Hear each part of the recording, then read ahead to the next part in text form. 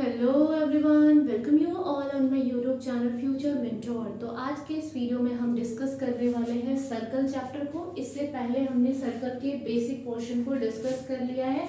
आज हम सर्कल के सेकंड पार्ट को डिस्कस करेंगे, जहां हम डिस्कस करने वाले हैं 10th क्लास में जो सर्कल से रिलेटेड थ्योरम्स है, सर्कल से रिलेटेड प्रॉपर्टीज है, उसे डिस्कस करेंगे। साथ ही वेरियस कॉम्पिटिटिव पेपर में जो सर्कल से रिलेटेड क्वेश्चंस पूछे गए हैं उसे डिस्कस करेंगे। तो आइए हम स्टार्ट करते हैं टेंजेंट एंड सीकेंट से।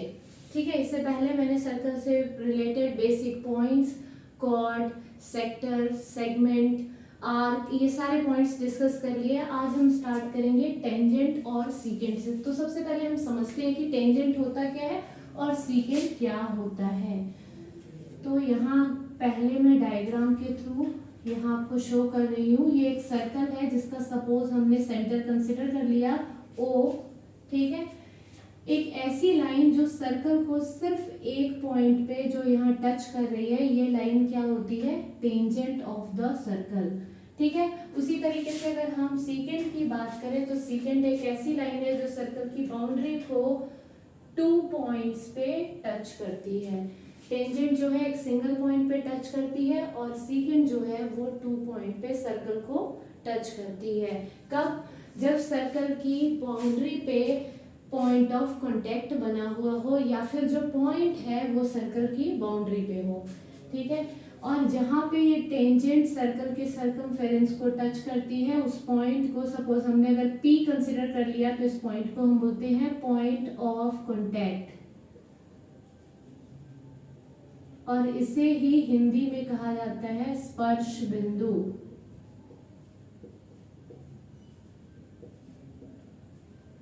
तो बेसिक डिफरेंस आपको टेंजेंट और सीकेंट के बीच में पता लग गया। टेंजेंट क्या है? एक ऐसी लाइन जो कि सर्कल को सिंगल पॉइंट पे टच करती है, सर्कल की सर्कमफेरेंस को। जबकि जो सीकेंट है वो एक ऐसी लाइन है जो सर्कल की सर्कमफेरेंस को 2 पॉइंट पे टच करती है। इससे पहले हमने देखा था कॉर्ड, वहां भी आपने देखा कि कॉर्ड जो है सर्कल की बाउंड्री को, सर्कल के सर्कमफेरेंस को 2 पॉइंट पे टच करती है, लेकिन उस केस में वो लाइन नहीं था, वो क्या था? लाइन सेगमेंट, रेखाखंड। लेकिन यहाँ अगर आप देखेंगे तो ये क्या है? लाइन है। तो सीकेंट और कॉर्ड में कंफ्यूज नहीं होना है। सीकेंट जो है वो क्या है? लाइन से फॉर्म हो रहा है, और जो कॉर्ड है वो एक्चुअली में क्या है? एक लाइन सेगमेंट है जो कि सर्कल की बाउंड्री को 2 पॉइंट पे टच करती है। अब हम टेंजेंट से रिलेटेड प्रॉपर्टीज को देखेंगे। तो यहाँ आपने देखा कि टेंजेंट जिस पॉइंट पे सर्कल की बाउंड्री को टच करती है उसे हम कहते हैं पॉइंट ऑफ कांटेक्ट। इसके साथ ही एक और प्रॉपर्टीज है जिसे हम देखेंगे कि सपोज अगर ये O जो है वो सर्कल का सेंटर है, तो आपको पता है कि अगर हम सर्कल के सेंटर से लेकर सर्कल के सर्कमफेरेंस तक अगर कोई लाइन सेगमेंट ड्रॉ करते हैं, कोई रेखाखंड बनाते हैं, तो उसे आप क्या बोलते हो? हिंदी में त्रिज्या, और या फिर हम अगर इंग्लिश में बात करें तो इसे हम बोलते हैं रेडियस ऑफ द सर्कल। और टेंजेंट के केस में क्या है? जो रेडियस ऑफ द सर्कल जो है वो पॉइंट ऑफ कांटेक्ट के साथ ऑलवेज 90 डिग्री का एंगल फॉर्म करती है। मतलब P पॉइंट पे जो एंगल फॉर्म होता है वो ऑलवेज कितने का होगा? 90 डिग्री का होगा। और यहीं से एक और प्रॉपर्टीज हमारे सामने आती है, वो अगर मान लो हमने इसको Q लिख दिया तो OQ जो होगा वो ऑलवेज ग्रेटर होगा किससे? OP से।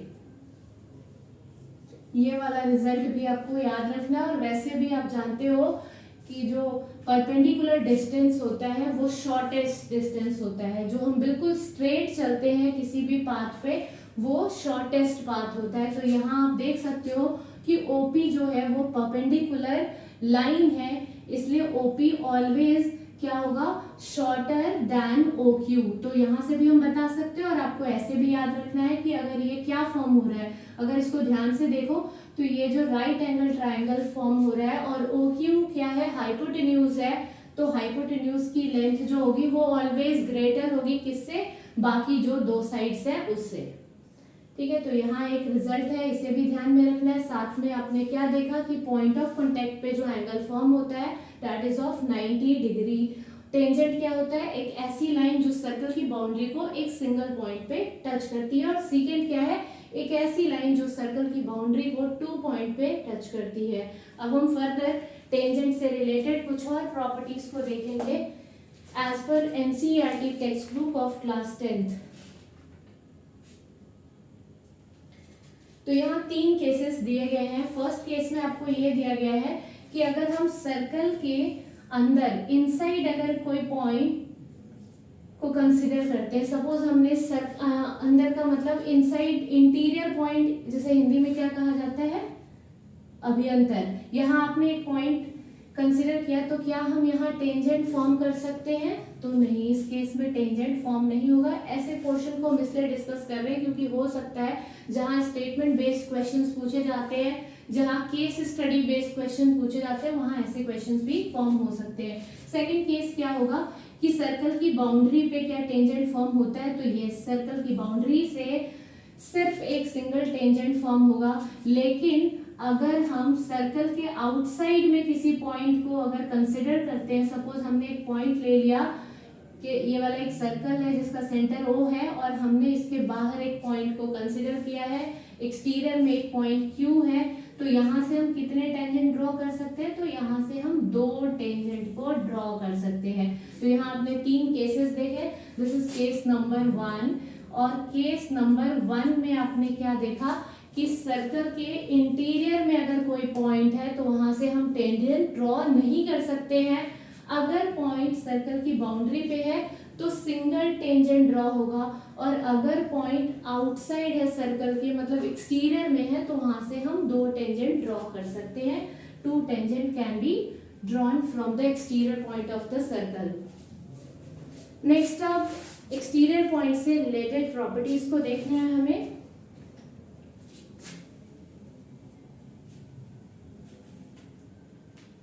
अब यहाँ जो आपने केस देखा उसी को हम फर्दर आगे देखते हैं कि सपोज ये एक सर्कल है जिसका सेंटर क्या है O, और यहाँ जैसे हमने लिया था, कंसीडर किया था Q एक पॉइंट है जो कि आउटसाइड में है यहाँ, तो हमने कितने maximum number of tangent draw करे? 2, और इसका पॉइंट ऑफ कांटेक्ट हम एक ले लेते हैं P, और अगर आप एक यहाँ से टेंजेंट ड्रॉ करते हो तो इसका पॉइंट ऑफ कांटेक्ट हम ले लेते हैं R। अब यहाँ जो प्रॉपर्टी यहाँ से हमें देखनी है वो क्या है कि जो QP की लेंथ और QR की लेंथ जो होगी वो ऑलवेज इक्वल होगी। QP equals to QR। और ये है क्या? तो एक रिजल्ट आपको याद रखना है, इससे पहले भी सर्कल चैप्टर में जहां जहां रिजल्ट्स यूज हुए थे वो मैंने आपको बताया था। तो ये है क्या? Length of the tangent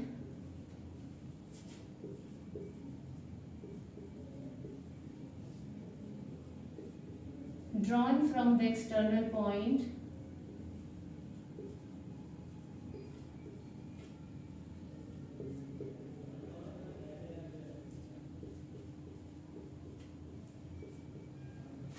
will be equal।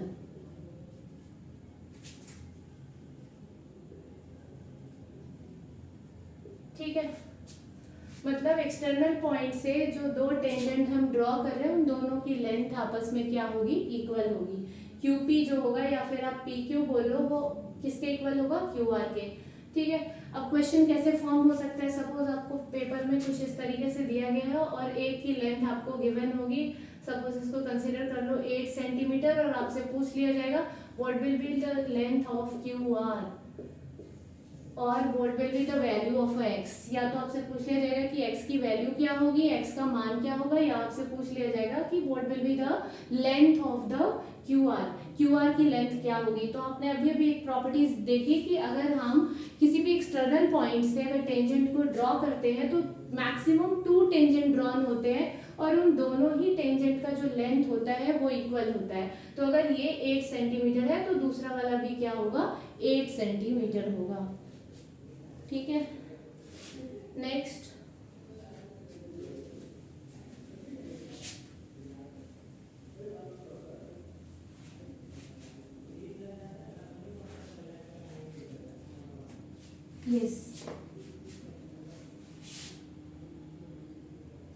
Next result है, ये भी आपको राइट डाउन करना है। इन अ 2 concentric circle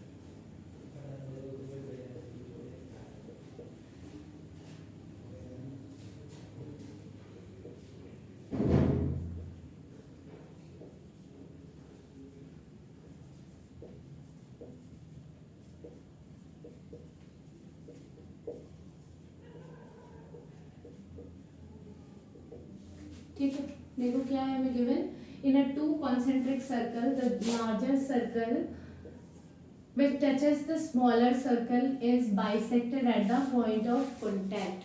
concentric circle means ऐसे सर्कल जिनके जिसका सेंटर सेम होता है, सेम सेंटर से जो हम सर्कल ड्रॉ करते हैं उन सारे सर्कल्स को हम कॉन्सेंट्रिक सर्कल बोलते हैं। तो सपोज एक हमने सेंटर कंसीडर किया O और इससे हमने एक सर्कल ड्रॉ कर दिया और एक और सर्कल हमने ड्रॉ कर दिया, तो ये दोनों ही सर्कल आपस में कैसे सर्कल है, कॉन्सेंट्रिक सर्कल है।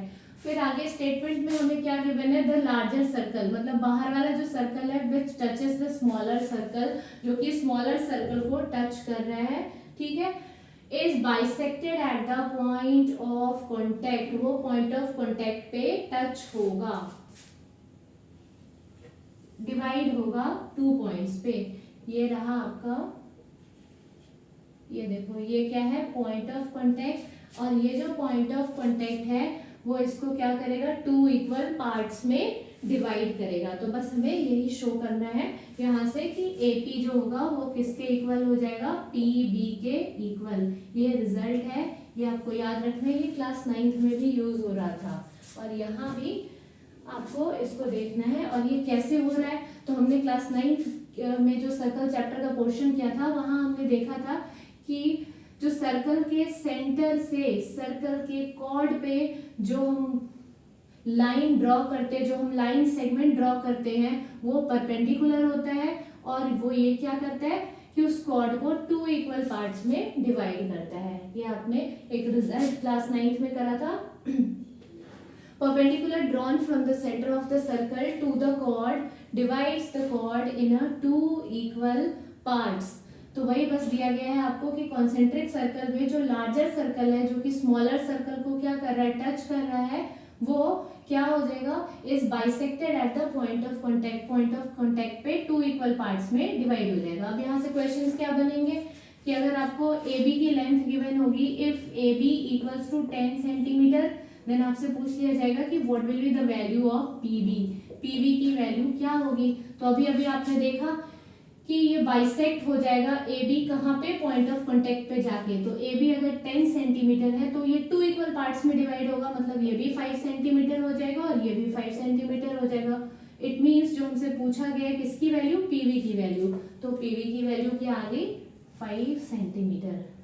जो सर्कल चैप्टर में बेसिकली आपको जो कॉन्सेप्ट होना चाहिए वो काफ़ी स्ट्रांग होना चाहिए, साथ में थ्योरम्स के साथ साथ अगर आप क्वेश्चंस की प्रैक्टिस करते जा रहे हो तो आपके लिए काफ़ी इजी होगा क्वेश्चंस को करना, क्योंकि सबसे ज़्यादा इम्पोर्टेंट ये है कि हमें हर एक कॉन्सेप्ट को अंडरस्टैंड करें, ना कि हम रिजल्ट्स को लर्न कर लें।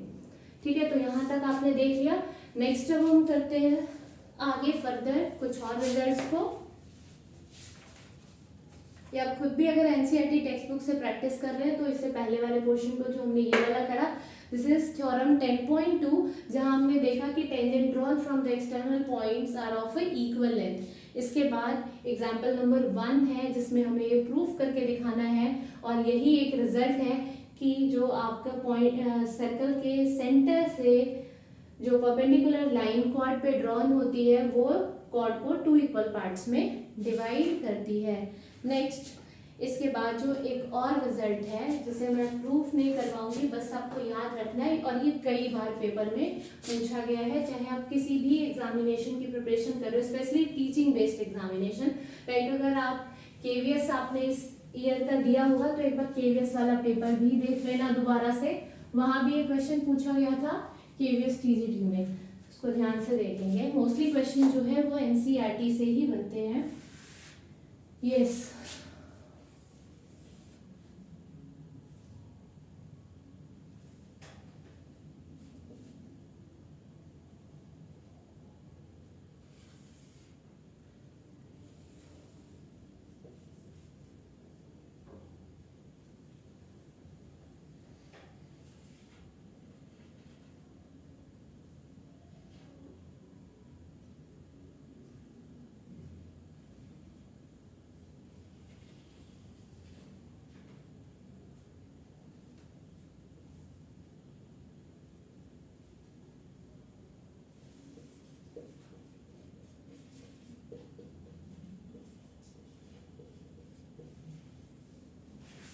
ठीक है, ये देखो डायग्राम, यहाँ आपने क्या देखा, टी जो है एक एक्सटर्नल पॉइंट है, टी एक्सटर्नल पॉइंट से दो टेंजेंट जो है सर्कल पे बन रहे हैं, एक ये वाला और एक ये वाला, टी पी और टी क्यू। आपको पता है दोनों की लेंथ क्या होगी, इक्वल होगी। ये जो पॉइंट पी है इसको हम क्या बोलते हैं, पॉइंट ऑफ कॉन्टेक्ट, और ये कितने डिग्री, यहाँ जो एंगल फॉर्म होगा वो क्या होगा, 90 डिग्री का। ठीक उसी तरीके से ये क्यू जो है वो अगेन पॉइंट ऑफ कॉन्टेक्ट है, यहाँ भी जो एंगल फॉर्म होने वाला है वो 90 डिग्री का फॉर्म होने वाला है। अब आपको ये वाला रिजल्ट याद रखना है, आप खुद मतलब एक बार अगर सॉल्व करना चाहते हैं तो सॉल्व करके देख लेना, अदरवाइज इस रिजल्ट को जरूर याद रखना। जो पी टी क्यू ये वाला जो एंगल है ये 2 टाइम्स होगा इस वाले एंगल के। अब ना क्वेश्चन में क्या पूछा जाता है उसको ध्यान से देखना। आपको ना यहाँ किसी एक की वैल्यू दे दी गई होगी, सपोज ये 50 डिग्री गिवन होगा और आपसे पूछ लिया जाएगा find the value of x, और ये हो सकता है डायग्राम एज इट इज बना हुआ भी आता है या फिर स्टेटमेंट में लिखा होगा। वैसे स्टेटमेंट में ये वाला क्वेश्चन पूछा नहीं रहेगा, यहाँ आपको क्वेश्चन जो होगा वो डायग्राम की फॉर्म में गिवन होता है और आपसे एंगल एक्स की वैल्यू पूछ ली जाती है। अब अगर आपको डायरेक्टली ये रिजल्ट नहीं पता है तो आप क्या करोगे, इसको प्रूफ करना स्टार्ट करोगे, फिर यहाँ कंक्लूजन पे पहुंचोगे, है ना, फिर उसमें काफी टाइम लॉस हो जाता है। तो आपको ये रिजल्ट डायरेक्टली याद रखना है कि ये वाला जो एंगल फॉर्म होता है ये 2 टाइम्स होता है किसका, इसका। ठीक है, तो या तो आप इसको इस तरीके से सॉल्व कर ले कि यहाँ आपसे पूछा गिवन क्या है, एंगल पी टी क्यू आपको पता है किसके इक्वल है, 2 times of O P Q के। ठीक है, पी टी क्यू की जगह वैल्यू क्या पुट करोगे, 50 डिग्री 2 टाइम्स ऑफ एक्स। यहाँ से हम एक्स की वैल्यू फाइंड आउट कर सकते हैं। एक्स की वैल्यू क्या आ जाएगी, 50/2 which is equals to what, x equals to 25 degree. ये आगे वैल्यू किसकी, एंगल ओ पी क्यू की वैल्यू क्या आ गई, 25 डिग्री। ये तो आपको पता लग गया है ना, ये आपने ऐसे सॉल्व करा तो पता लग गया। अब आपको ऐसे याद रखना है कि इसका हाफ होगा ये।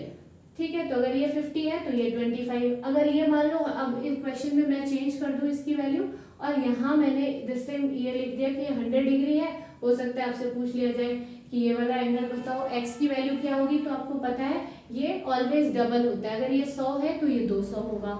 ठीक है, और ये वाला हाफ होता है। बस इस रिलेशन को याद रखना है कि अगर ये 100 है तो ये 200 हो जाएगा। अब अगर हम इसको 500 कर देते हैं और हमसे पूछ लिया जाता है कि angle O P Q x की वैल्यू, तो ये पता है आपको हाफ होता है, तो ये वाला एंगल क्या हो जाएगा, 250 डिग्री। बस इस रिजल्ट को ध्यान में रखना है, इससे क्वेश्चंस पूछे जाते हैं, तो इस चीज को आपको याद रखना है। तो बेसिकली जो अगर मैं बताऊं तो क्लास 10th में यही कुछ कॉन्सेप्ट थे, इसके अलावा 1-2 और पॉइंट्स हैं